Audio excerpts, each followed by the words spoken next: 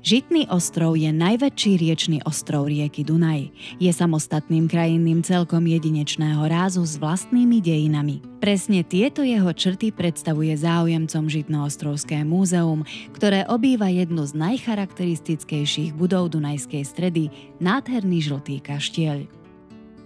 Kaštiel dal v 18.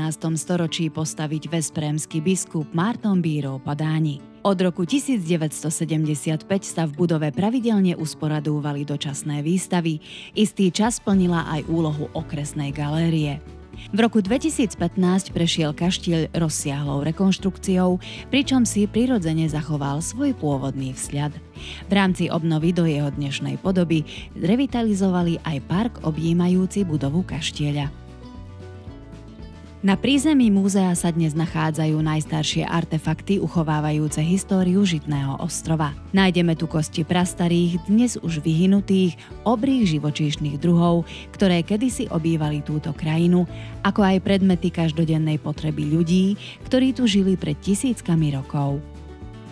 Na poschodí nájdete niekoľko tematických miestností. Na stenách chodby visia staré zbrane a nasledujúca miestnosť je venovaná remeslám, ktorými sa kedysi živili mnohí ľudia regiónu.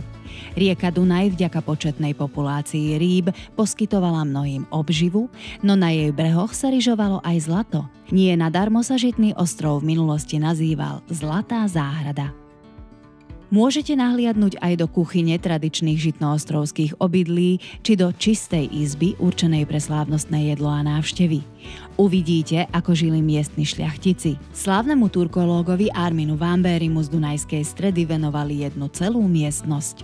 V múzeu si na svoje prídu aj milovníci ľudových krojov, ľudového umenia a ľudovej hudby. Na príjemne strávený čas sa môžu tešiť dospelí aj deti. V prípade záujmu vašu zvedavosť uspokojí a na zážitku pridá kvalifikovaný sprievodca. Pritom nemusíte siahať hlboko do peňaženky, keďže múzeum pracuje s mimoriadne výhodnými cenami.